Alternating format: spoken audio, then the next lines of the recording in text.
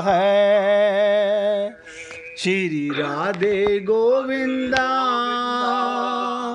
मन भजले हरि का प्यारा नाम है। गोपाला हरि का प्यारा नाम है, नंद लाला हरि का प्यारा नाम है। गोपाला हरि का प्यारा नाम है, नंद लाला हरि का प्यारा नाम है। श्री राधे गोविंदा, मन भजले हरि का प्यारा नाम है। श्री राधे गोविंदा, मन भजले हरि का प्यारा नाम है। गोपाला हरि का प्यारा नाम है, नंद लाला हरि का प्यारा नाम है। सभी पुण्य आत्मा बहुत ध्यान से सुनिएगा, एकाग्रचित होकर सुनिएगा। आत्मा करता नहीं है, इसलिए जो कर्म तुम करते हो वो तुम्हारा मन करता है, शरीर करता है, इंद्रियां करती हैं। आत्मा नहीं करती, कोई कर्म करती। तुम अच्छा करो या बुरा करो।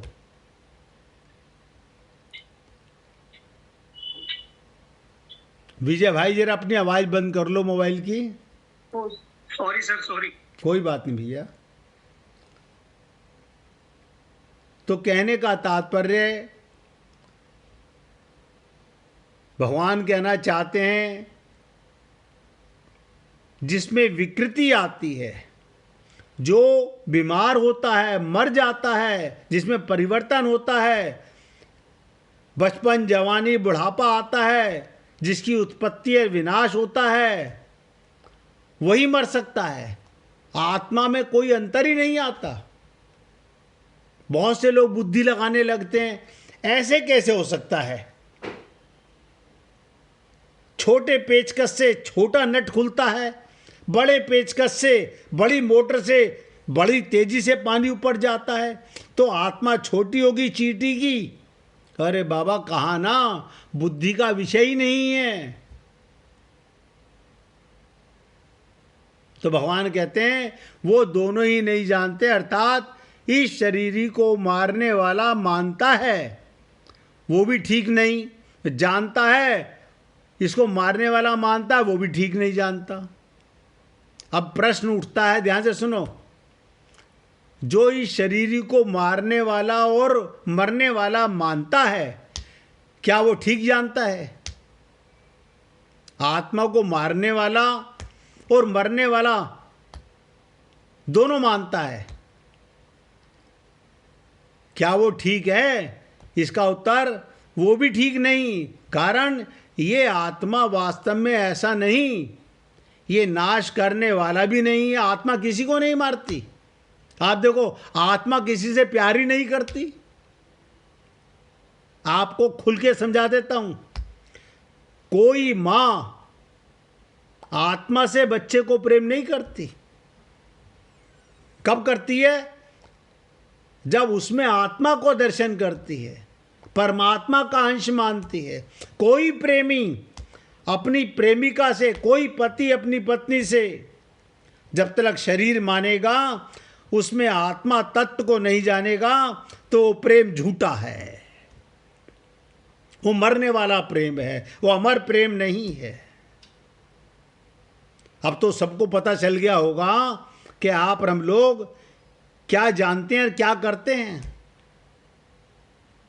ये बिना गुरु की शरणागति के प्राप्त नहीं होती बातें।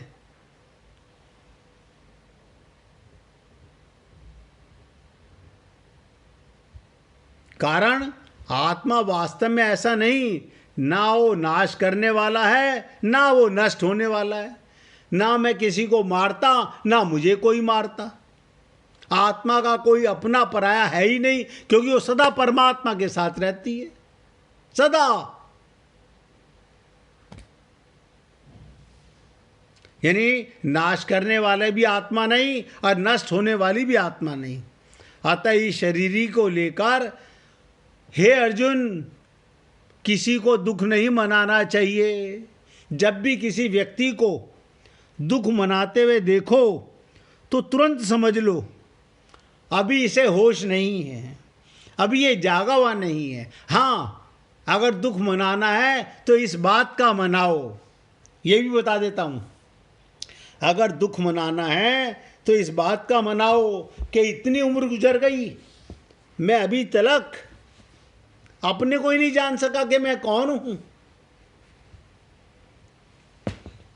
मैं अपने को कैसे जानूंगा?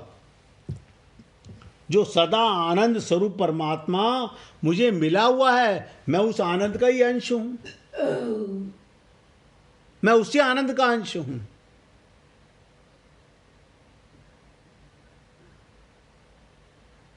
इसलिए आत्मा को लेकर कोई दुख नहीं। शरीर मर गया, मर गया, शरीर पैदा हो गया, हो गया। आत्मा तो अजन्मा है। तो अर्जुन के सामने युद्ध का प्रसंग होने से, ध्यान दो, अर्जुन के सामने युद्ध का प्रसंग होने से यहाँ शरीरी को मरने मारने की क्रिया से रहित बताया गया कि आत्मा जो तू कह रहा है मैं इन्हें नहीं मारूंगा, तो तू कौन है मारने वाला? और आत्मा तो मरती नहीं। वास्तव में ये संपूर्ण क्रियाओं से रहित है। नोट कर लो, आत्मा सारी क्रियाओं से रहित है। और इसके ऊपर थोड़ा सा डिटेल में समझ लेते हैं। अगला श्लोक शुरू करने से पहले, ये शरीरी, ये आत्मा ना तो किसी को मारता है और ना किसी से मारा जाता है। ना तो ये मार सकता और ना ये मारा जा सकता। क्या मतलब? इसके हाथ नहीं, इसके पैर नहीं। आप समझ रहे हो? इसका कोई अपना नहीं, इसका कोई पराया नहीं। इसका तात्पर्य है शरीरी किसी क्रिया का कर्ता भी नहीं होता। आत्मा कोई कर्म नहीं करती तथा कर्म भी नहीं है और इसमें कोई विकार भी नहीं है। देखो कमाल की चीज, सारी बातें समझ लीजिएगा। आत्मा करता नहीं, इसमें कोई विकार भी नहीं है। ये सारे विकार मन में है, बुद्धि में, शरीर में है, जो आप नहीं हो। जो मनुष्य शरीर की तरह शरीरी को भी मारने वाला तथा मारने वाला मानता है, वो वास्तव में ना तो शरीर को और शरीरी के विवेक को महत्व ही नहीं देता, बल्कि वो अपने अविवेक को, अपनी अज्ञानता को, अपनी मूर्खता को महत्व देता है। यही व्यक्ति की सबसे बड़ी अज्ञानता है जो कि जीव में होती है। आपका फिर दोबारा निवेदन करने जा रहा हूं। सब जने देखो, पूछता कोई नहीं है, मैं अपनी तरफ से बोलता रहता हूं। मैंने कई बार कहा पूछोगे तो अच्छा लगेगा। ये स्थूल शरीर, इस पे मैंने कहा 500 राम नाम की चदरिया ओढ़ लो, इसे गंगा जी में खड़ा कर लो, कुछ कल्याण नहीं होने वाला, मरेगा, ये अमर नहीं होने वाला। क्यों? करता ये है ही नहीं। आपको लगता है ना इंद्रियां काम कर रही हैं। मैंने खाना बनाया, अपने हाथों से बनाया। अरे बाबा, तुम्हें पता ही नहीं है, ये औजार हैं। बिना सूक्ष्म शरीर के, बिना मन के, बिना बुद्धि के, बिना चित्त के कोई काम नहीं करता। हमारा बिगड़ा हुआ सूक्ष्म शरीर है। सब लिख लो इस बात को। स्थूल शरीर बिगड़ा हुआ नहीं है। गणिका का आपको क्या लगता है भगवत प्राप्ति कैसे हो गई गणिका को? वो तो वैश्या थी। आप कहोगे अरे कमाल हो गया, वैश्या थी और उसे भगवत प्राप्ति हो गई। क्योंकि उसका सूक्ष्म शरीर शुद्ध हो गया, उसमें अंतर आ गया, वो परिवर्तित हो गया। सदन कसाई मीट काट काट के बेच रहा है। आपकी दृष्टि में कसाई है, भगवान की दृष्टि में भक्त है। रविदास जी जूतियां गांठ रहे हैं, आपकी दृष्टि में चमार है, भगवान की दृष्टि में भक्त है।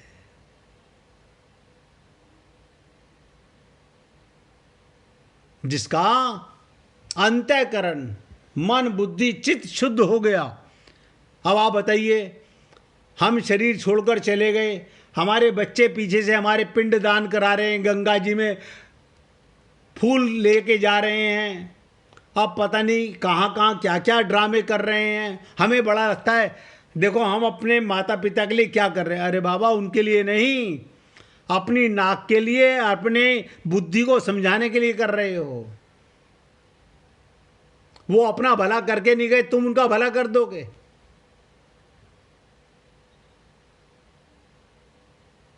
लेकिन कर रहा है, संसार में चल रहा है, कुचग्र है, चल रहा है तो चल रहा है।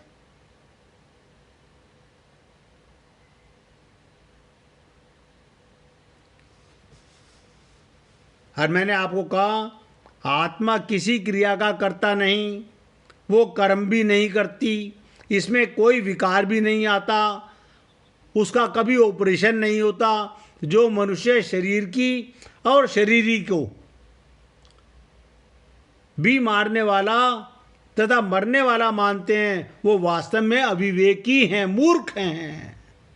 भगवान श्री कृष्ण कहते हैं वो महामूर्ख अज्ञानी हैं।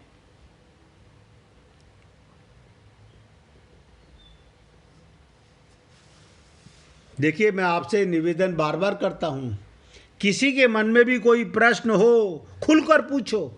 मैं अपनी तरफ से पूरा प्रयत्न करता हूं आपको डिटेल में सब बातें बताऊं, लेकिन फिर भी हो सकता है आपके मन में कोई प्रश्न हो। पूछोगे तो अच्छा लगेगा।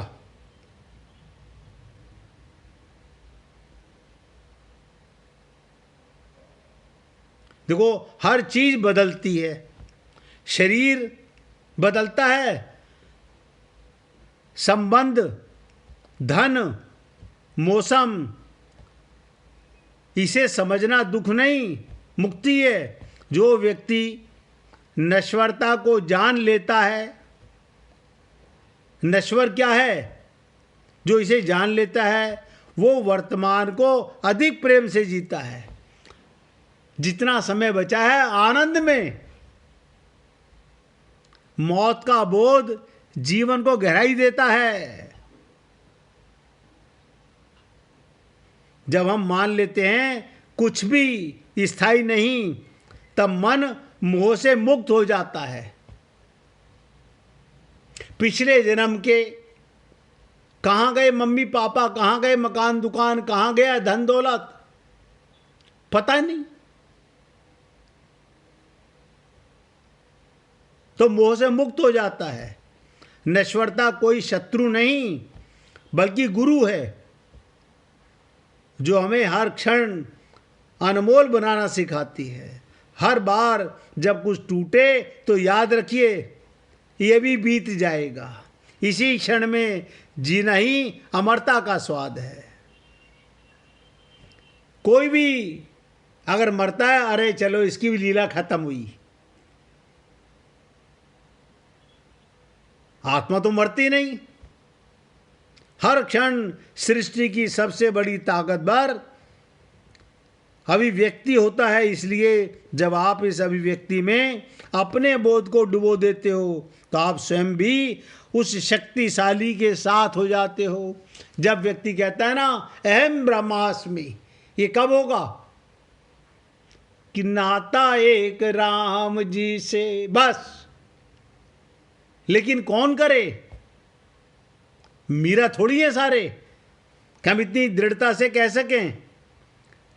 संसार में व्यवहार खूब करो, खूब व्यवहार करो, लेकिन अपना संबंध, आत्मा का संबंध, अच्छा मानो या ना मानो, आत्मा का कोई पति होता ही नहीं। सांसारिक पति, शरीर आत्मा का पति कैसे हो सकता है? चेतन का चेतन पति। भगवान जब कहते हैं ना, जो मेरे नाम में, मेरे रूप में, मेरे गुणों में, मेरी लीला में, मेरे धाम में, मेरे संतों में, मेरे भक्तों में, मेरे परिवार में मुझे देखता है, मैं उसको बहुत सरलता से मिल जाता हूं। अब आप कहते हो भगवान का परिवार हम कहां ढूंढें? हम भगवान का परिवार कहां ढूंढें? तो कहीं ढूंढने की जरूरत नहीं, गोपियों से सीख लो। जित देखूं तित श्याम वही है, सब में मेरा गोविंद है, सब में मेरा भगवान है। तो बिना अज्ञानता को मारे बहुत से लोग ये सोचते हैं पूजा पाठ करने से भगवान मिल जाते हैं। मैं कई बार कहता हूं बाबा नहीं मिलते, लेकिन मानते नहीं लोग।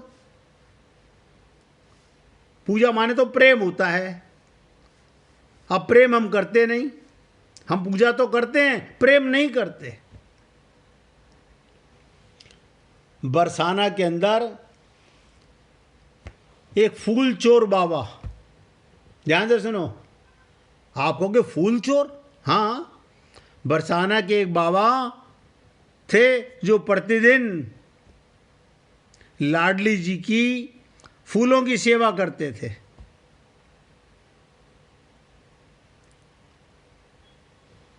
रोजाना राधा रानी को फूल अर्पित करते थे। वो राधा बाग से फूल चुराकर लाडली जी के लिए लाते थे और हमारी राधा रानी उसे स्वीकार करती थी। कई सालों तक ये चलता रहा, लेकिन एक दिन राधा बाग के माली ने उन्हें पकड़ लिया। उस दिन के बाद काफी कड़ा पहरा लगा दिया गया। उन्हें फूल चोर बाबा के नाम से पुकारने लगे।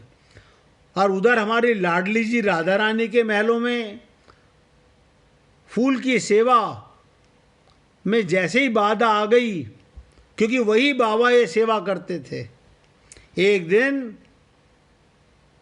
करुणामयी सरकार माली को सपने में नजर आई और बोला, क्या बोली राधा रानी? बाबा फूल तो मेरे लिए लाता है, वो मेरे फूलों को बेचता तो है नहीं। ध्यान से सुनो, मेरे फूलों को बेचता तो है नहीं, वो तो मुझे ही चढ़ा के जाता है। वो केवल मेरी खुशी के लिए ये सेवा करता है, इसमें उसका कोई स्वार्थ नहीं। ये सुनकर माली ने आंख खोली और बाबा के पास गया और उनसे अपने अपराध के लिए क्षमा मांगी और कहा कि बाबा अब आप बिना किसी बाधा के राधा रानी की सेवा, राधा बाग से राधा के लिए फूल तोड़ रहे हो। क्या मतलब हुआ इस बात का? आपने लीला तो सुन ली, लोग आगे इस लीला को तो याद रखेंगे, लेकिन मैं जो बात बताना चाहता हूं उसके पीछे एक गहरा भाव है। वो क्या भाव है? जो भी कुछ तुम करते हो, कुछ भी करते हो, वो उसकी कृपा से ही करते हो, उसके निमित्त करने लगो।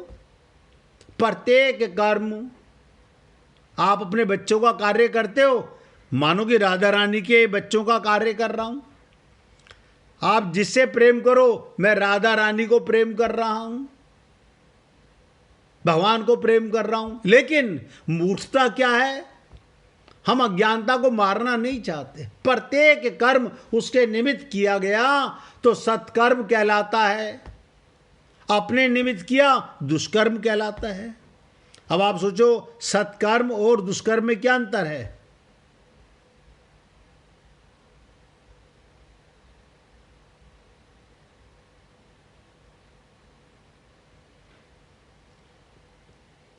इसलिए कोशिश करो, अब तक जो किया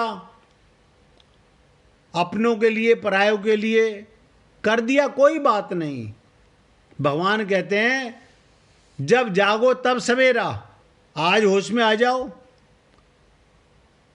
सब काम करो लेकिन भगवान के निमित्त करो, वो पुण्य ही पुण्य है। अपने और परायों में अंतर करोगे तो पाप ही पाप है। 1 मिनट भगवान का कीर्तन करो, फिर अगले श्लोक पर 20वें श्लोक पर चर्चा करेंगे। गोविंद गोविंद गोपाल भज मन गो